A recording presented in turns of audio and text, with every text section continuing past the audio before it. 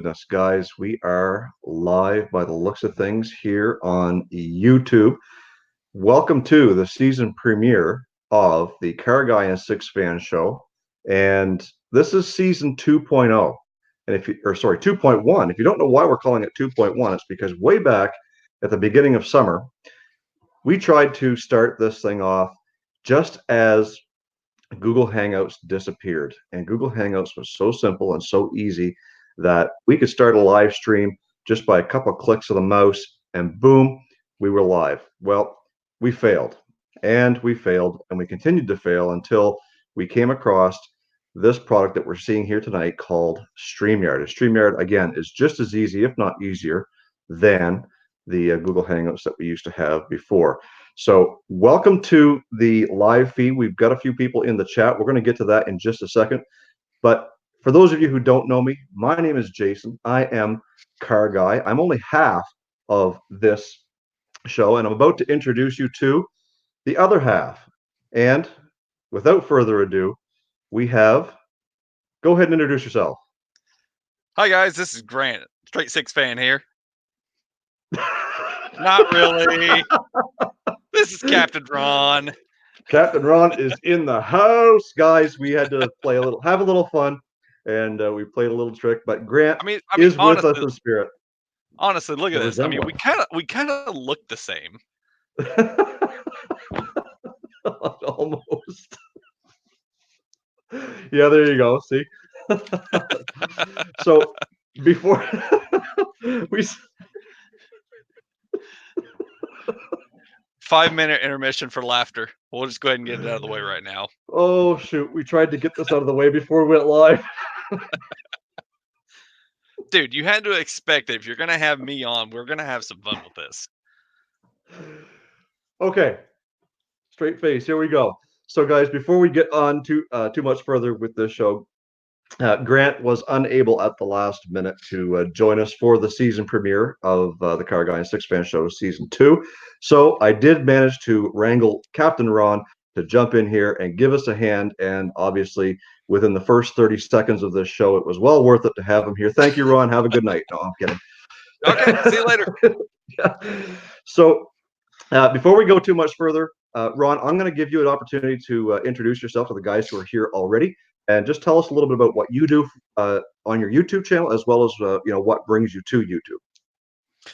Well, for those of you guys who don't know me, my name is Ron, aka Captain Ron, aka the Master Apprentice. Most of the guys that are in the chat right now already know who I am, and I thank you guys very much for coming out and checking out Old Car Auto Guy. He's a pretty awesome dude. But over on my channel started about, I don't know, about almost not quite a year ago yet. But I started with a lot of videos for the beginner mechanic. I started in the automotive industry very late in, I guess, one's age, I guess you could say. I was a cable tech for 10 years, and then when we moved to Ohio, my cable job didn't transfer, and I needed to find something else to do. And those of you guys who know Rust Belt Mechanic, he was like, "Hey, we need a guy at our shop. Would you be interested in going to school and starting a mechanic job with us?" I'm like, "Sure." It's like, I can do a career change at 36 years old. Why not? So I started into doing the school and everything like that. And then as I started doing the school, I thought we need to do, or I need to do a YouTube channel. I was helping Kyle a lot with his, and I was like, I could probably do one on my own as well. And I started doing one over basically the stuff I was learning, beginner mechanics, stuff you need to be a beginner mechanic, schooling that you would need to go to for being a beginner mechanic, and just follow me through my career and through my path through school. And now I'm to the point where I have graduated from school. I'm a full-time flat rate mechanic at my dealership, and basically I'm just chronicling my day-to-day stuff, and showing off tools, showing off projects of my own, and collaborating with some other awesome YouTubers. Well, This Ron, guy. it's great to have you as part of the show. And it's last minute. I know I only invited you to come on here last night, but I'm glad that you could make the time for us, because having two people as part of this show really is kind of what makes it what it is. So thanks for jumping in. And by the way, congrats on 1,000 subscribers. Thanks, man. I'll say I'm not too far away from the my view hours, so that'll be coming pretty soon. But yeah, actually, I just looked the other day and I was almost up to 1,100 subscribers. So it keeps growing and keeps building. I mean, I'm no Rust Belt mechanic, but who is? Who'd want to be? No, I'm kidding. Right? Right? That We love guy. you, Kyle. We love you. So, guys, for those of you who are joining first on Andy, has been here before, and everybody that I see in the chat has been here before. So before we get going too far, let's acknowledge everybody who has taken the time out to join us in the chat. And of course, Sam's Garage is here. Trucker Dave has finally made it to a live stream. He's usually out driving somewhere. We've also got America Bumper to Bumper. Kip is here with us, Rust Belt Mechanic, and Who? Andy. Yeah, who? Rust Belt who? Uh, has been joining us here for a while. So, guys, thanks a lot for being a part of the live stream. And when we're all done here in about 30 minutes or so, we're going to be able to kind of end this off and officially get this under our belt. So, what we want to do is follow a little bit of an agenda that Grant and I kind of follow as part of the show to make sure that we're kind of staying on track and talk about certain things. I know that with Rust Belt Mechanic and his live stream over there, as a rule, it's fly by the seat of your pants. Well, we like to do That things a little bit different over that's putting it lightly. here. So If before you we want to watch if you want to watch a live stream that is all about going off on tangents, go watch Rust Belt's live stream because that's pretty much all we do. Well, you guys are on for a lot longer than we are too, so we're trying to just keep this a half-hour show, so we do have to kind of stay a little bit on target, but we will have Okay. opportunity to accept some questions and kind of go off on a show. Hey, Dave McGraw is here. Dave is a local fellow here in New Brunswick. Uh, if you guys remember way back, I think it was the long weekend in May, his alternator broke down on his Chrysler Cordoba. He was about 20 miles away, and this guy came to the rescue to help him out. So, Dave, thanks for jumping in here for the live stream. I appreciate you. So, we're going to jump right in. And the first thing that we're going to talk about is usually classified as automotive news or automotive chat. So, I wanted to bring to light, I've just got done binge watching the Grand Tour on Amazon Prime. Oh Or wow. Amazon. I call it Amazon because that's what they call it. Amazon Prime. Listen to me. And so for 3 seasons, we watched these guys doing basically what they did on Top Gear. And if you're not familiar with Mhm. that show, it's a BBC show that they do a bunch of wacky things and show off a lot of real expensive cars. Have a lot of fun. Kind of like what some of us are trying to do with our channels, but more so to the point with a bigger budget. And, having watched those 3 seasons and now going back and watching past seasons of uh, Top Gear, I wanted to just touch base with some of you guys and you, Ron, to see how in depth have you watched these shows, A, and B, how much does it influence what you do as an automotive technician or as an automotive guy, as a car guy, as a hot rod, whatever you want to call it. Well, I mean, to start off with the first question, yes, we that is one show that we do watch in this household, and we've actually fallen behind on it. I think we got through season 2, and I don't know if I've even touched any of season 3 yet. But I mean, the show is just I love it. I think it's a fantastic show, and I saw bits and pieces of Top Gear whenever it was on the BBC, and I saw it when I wasn't a mechanic, so therefore it wasn't kind of tuned to what I needed to watch or wanted to watch. I kind of watched it because it was on, or there wasn't anything else on, or whatever it was. But Entertainment value. entertainment, yeah. Um, but I would say that seeing the show from when it was on BBC to seeing what is on Amazon Prime, um, they took it and they kind of turned the knob to 11 because they, like you said, they've got the budget to do that kind of stuff now. And all three personalities just work fantastic with each other. If you guys have never watched either of the shows, you definitely need to go watch.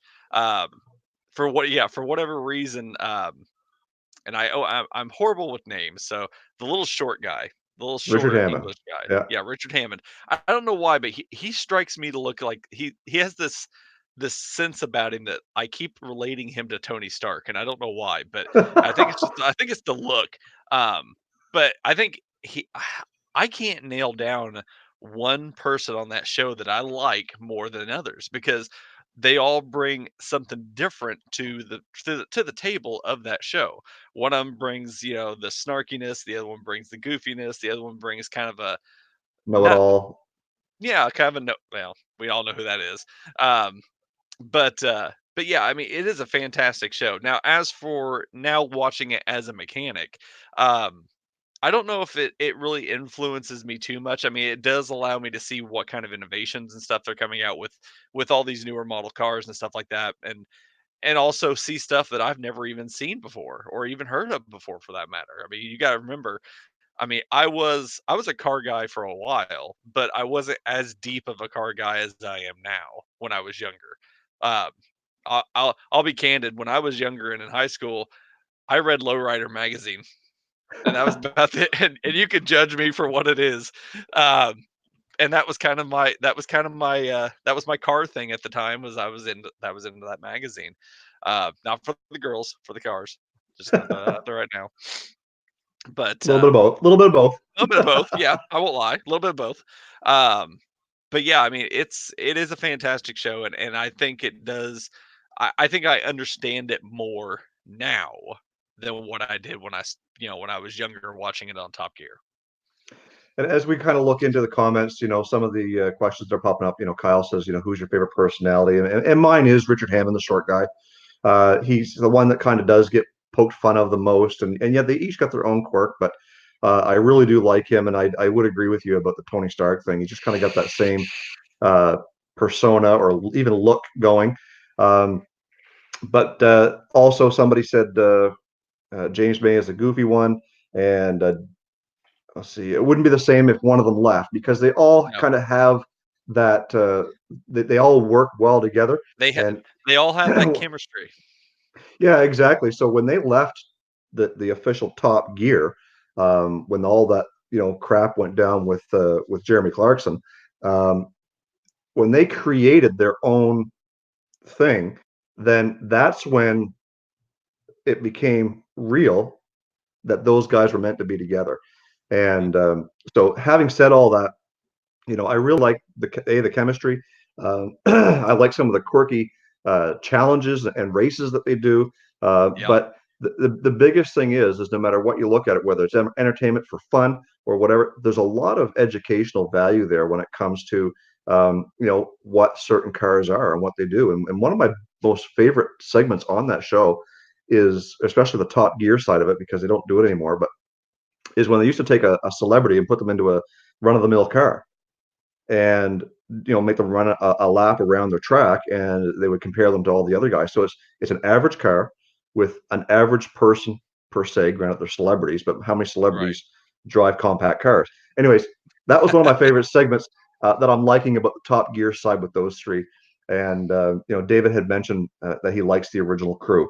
So yeah, I do too. And I hope he's referring to May, Clarkson, and Hammond because I don't know if there was another crew before them, but these guys really do work well together. And with Top Gear, the way it is now, I'm not even sure if it's still on the air. With what was his name, Matt something. I don't Anyways, recall. a bunch of American guys. It's Hmm. not the same. The content is there. It's just not the same as with Clarkson, May, and Hammond. So I Yep. wanted to to touch base with that, and I know that anybody who is a car guy has Matt LeBlanc. Anybody who is a car guy really has a special. This show has a special place for them. If you haven't watched it yet, I encourage you. If you don't have Amazon Prime, get it. It's well worth watching and wasting a lot of time not doing your housework and not going to work and calling in sick to watch the show because it really is a part of the car guy culture. You just Yeah. you gotta take it in. So I Now if you're done binge watching that, I have something else that you might want to binge watch if we're going to be talking about that. And Kyle's going to have to help me. I'm sure he's still in the chat. He found a show the other day. I want to say it was either on Amazon Prime or it's on Netflix, but it's kind of like have you ever seen American Ninja Warrior? I can't say that I have. Okay, so American Ninja Warrior is kind of like this athletic competition where they have to get through these different obstacles and stuff like that. Um, this is like American Ninja Warrior, but for drifting and rally cars. Okay, okay. I thought you were going to say Yes, for four by hyperdrive. four No, trucks. I thought that's what you said. no, it's called hyperdrive. Thank you, Kyle. Okay. And we were sitting down watching it the other day, and I was just glued to the TV. Like I immediately stopped and watched what we were watching, and I was in the middle of doing something else, and I stood there and watched the entire episode. Didn't even sit down. I just stopped and watched, and it was really cool. Like they have these souped up drift cars, and they've got to go through this entire course and do these different challenges. I highly suggest, and they said it's on Netflix. Um, if you have Netflix, go check it out because it is definitely worth your while. Absolutely. We do want to acknowledge a couple of guys who did kind of join the stream here. We've got, obviously, I said Dave McGraw. Winnipeg Car Life, Shane is here. Thanks, Shane, for taking the time to jump in here. I know it's early in the evening for you in Manitoba. Sam's Garage is still here. Trucker Dave's still here. I guess we got everybody. Nobody knew yet. Kathy says hi. Hey, Kathy, how you doing? So as we kind of jump through the go down through the agenda here a little bit. One of the things I stumbled upon just this afternoon is I've said it before. I'm a numbers guy, and I constantly and I shouldn't, but I constantly am checking probably several times a day my sub count, especially now that Grant has challenged me to gain 100 subscribers in the month of September. So that's the thing that him and I have got going on is who can get to 100 before the other. So I am in the lead. Let me keep an eye on that. And I noticed since yesterday, I've been stuck at 1690. Like, and I'm usually gaining like one, two, three a day. Right. So when I get stuck at 1690, I'm thinking, is my thing glitched out? Is something wrong? But yet when I go to YouTube beta, it was showing, 1691, 92, 93, or whatever. So I hop on Pusa Studios live stream, and they're a support chat live stream. They give you a lot of growth hacks with your channel, stuff like that. They're out of Montreal, and that's exactly what they were talking about today. YouTube has started, and they basically flipped the switch that not only when you go to someone's YouTube page are they only displaying the rounded up or rounded down number, Mhm. and in fact, it is rounded down, not rounded up at all, Yep. until you reach a certain level, then it'll flip over like an odometer. So right now, actually, I just checked before we started the live stream. I just hit 1,700 subscribers. There So you go. all day today, it was showing 1690, 1690, 1690, right? But as soon Mhm. as you hit 1,700, now it shows 1,700. So if you're under Right. 10,000, it doesn't flip over and show the general public until you've reached that next 10th level. Yep. Once you've gotten up over 10,000, then it does it by the hundreds, Yep. right? So if you get to 10,000, it won't show you've got 10,025 subscribers. It'll show 10,000. And then when you Yep. get to 10,100, then it goes and it flips over to 10,100, stays there for your next 100 subs. So I thought in my mind that something was wrong with YouTube, that they weren't displaying it properly. And then when I got on that live stream, I just felt the need to share that with you guys because most of you guys who are in here are YouTube channels. And as you're trying to grow, you'll notice this little, what you might think is a glitch. That's not at all. The only place you can get your most accurate YouTube sub count is in YouTube beta. All your Yep. apps, your TubeBuddy, all that stuff is going to go on the rounded down figures. So you've got to really pay attention to it and make sure that you're using YouTube Beta Studio, which is on your browser, to get your actual sub count. So I hope that kind of shed some light. I'm sure that some of you guys were kind of running into that as well, that you weren't, not getting the accurate sub counts or thinking you weren't. This is why. So I hope that is something that sheds some light for everybody. And Shane says, I'm glad because I'm still under 100. So you can see sub. Yeah, So, I actually saw a I actually saw a post from YouTube in YouTube Studio, for that matter, about this exact thing. And just like you said, I mean, with every number you grow in size, meaning that if you go from 1,000 to 10,000 to 100,000 to millions to whatever, it takes a lot longer for that ticker to flip over than, if you get up to 100,000, it's going to take a lot longer for you to flip over to the next number than what it would if you were at 1,000. Because right now, Yeah, if you look at mine, it was like, I want to say it said like 1,000, or it said 1.04K at some one point, and I was like, what? yeah, That don't sound right. yeah. So But in yeah, mine, mine right now, I know exactly what you're talking about. yeah, in mine right now says 1.7K. So as that grows and as you get into bigger numbers, those rounding down figures will change. But as we go, Useful Entertainment has jumped in here as well. Says he's made it where his counter showed him that he had hit 1,000 subscribers today. So congratulations, Useful Good Entertainment. job, man. Uh, but he says it's now only showing 997. So that will happen. You will kind of go up and down, and YouTube will kind of mess with your mind a little bit when it comes to getting those goals. So, Wicked Fabs, hey, how's it going? Thanks for joining in. We're just talking a little bit about YouTube. So it's almost time to jump into the next uh, section of our agenda here, and it is talking about channel updates. So this is where we talk about some things that are currently going on our YouTube channels and things that are to come. So Ron, do you have anything that's coming up that you're working on right now as far as your channel goes? Working on my channel right now. What I'm working on currently is I've got a video coming out. When I can get the time to do it this weekend, I had planned on working on it, but I've got a wedding that I have to attend, so it's probably going to be delayed a little bit. But I'm doing a review over a couple of products that I've just received. I got a company sponsor me for a wireless backup camera system for the dirty old Macs. So that'll be going in, and then I'm also doing a stereo upgrade from one head unit that I got to another one that I have now. So just going to be doing some, little YouTube videos over that. Um, Other than that, I don't really have a whole lot more planned at the moment. I would like to do probably another live stream coming up sometime within the next week or so. And then I just did a live stream just the other day for my 1,000 subscriber giveaway. Gave away some awesome stuff. I got to get that stuff sent out at some point.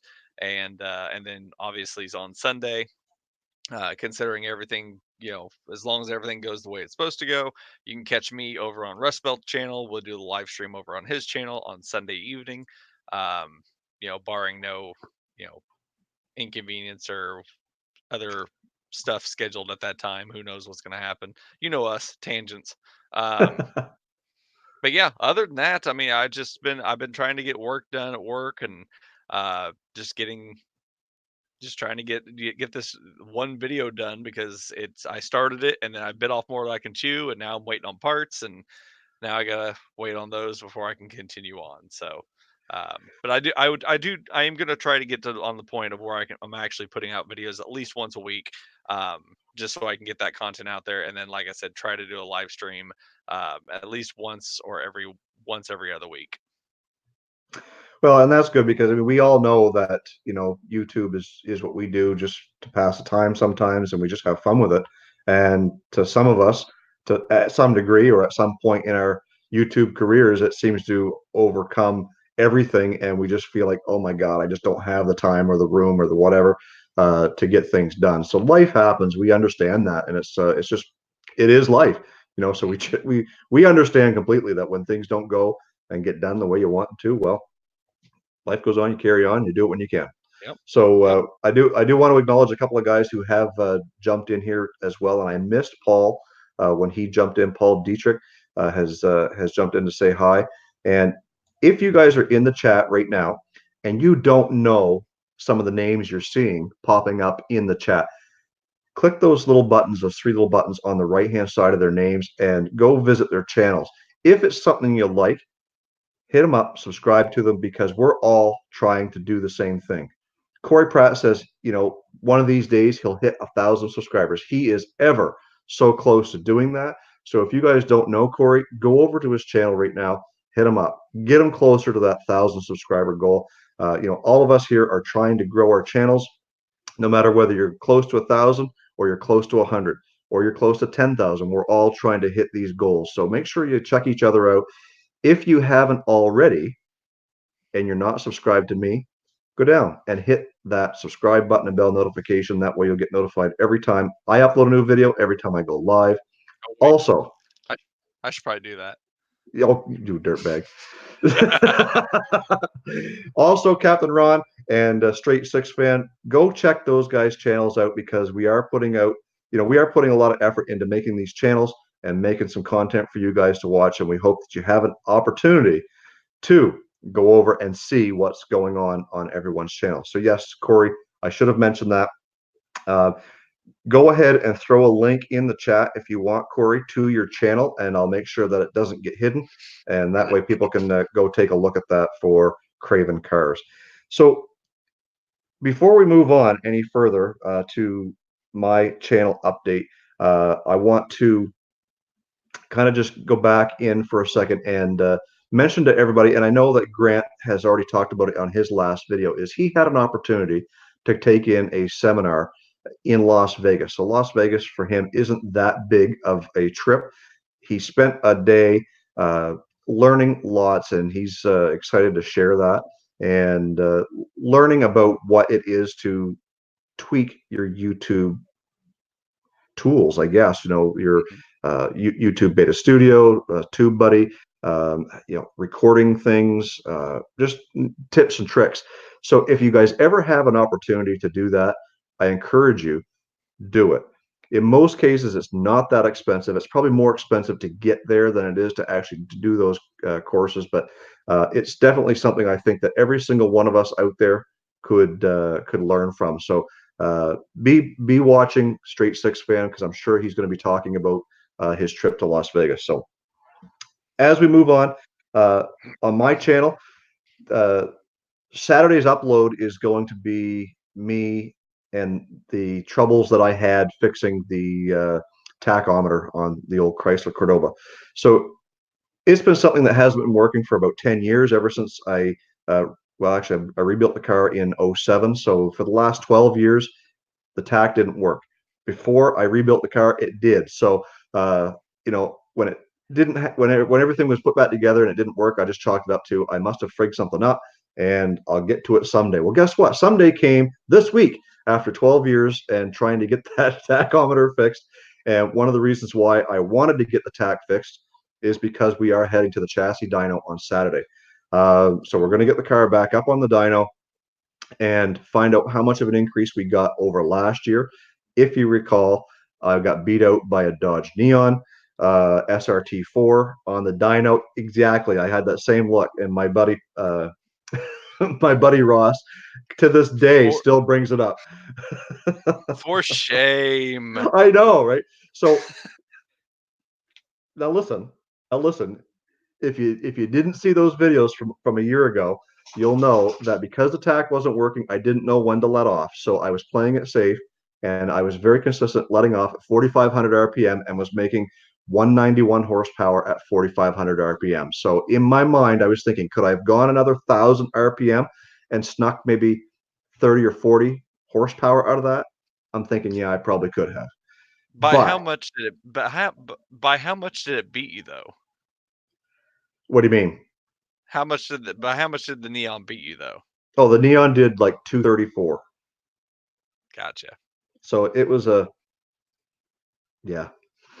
It made it made me want to fix it. So Getting beat by a Neon makes you want to fix anything, I would assume. I know, right? So in my mind, I was thinking my car did at least that because I didn't go the extra 1,000 RPM. Anyways, so got the attack fixed. Um, we put new heads on it this year. We put the J heads off of the 340, so it's going to breathe a lot better. Got headers on the car, H pipe, and the rear end gears. Hopefully, we'll see 250 horsepower. I will be ecstatic if I do.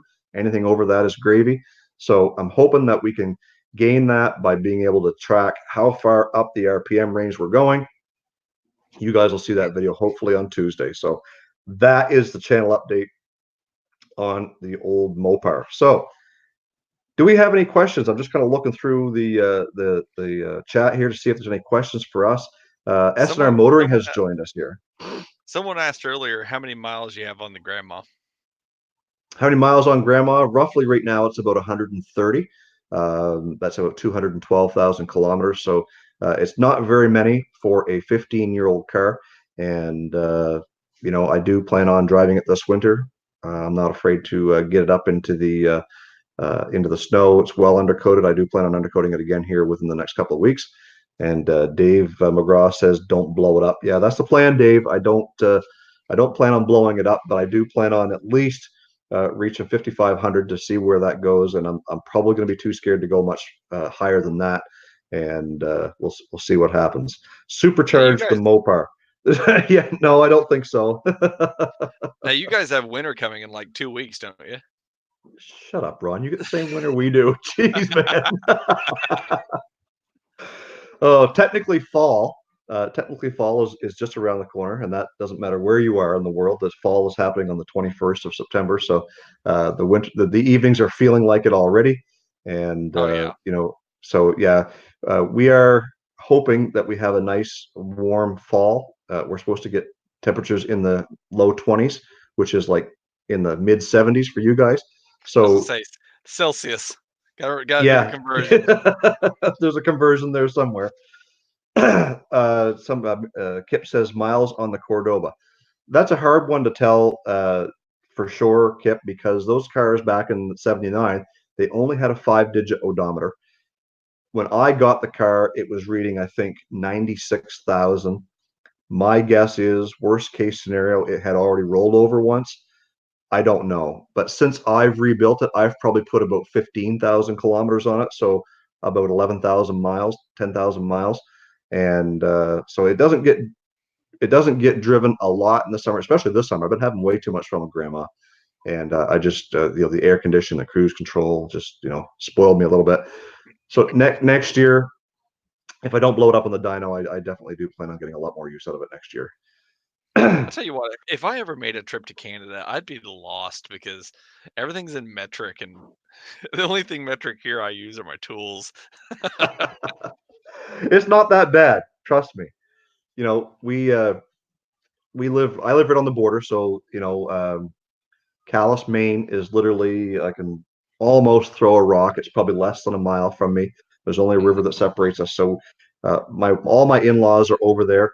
My wife is from Calais, so we travel over there quite frequently, and we're constantly, that's why all your modern day vehicles today have the ability to either convert it from metric to, imperial. Sorry, yes, metric to imperial, and then if it doesn't, then it's got both written on the speedo, so you can kind of see what you're doing. So it's not that big of a deal, but it is little things. I'm a type of guy who really, I gave you, I said the temperature in Celsius, but I'm more of a Fahrenheit guy myself, and sometimes I got to think about what I'm saying before I say it. Distance sometimes is hard to judge.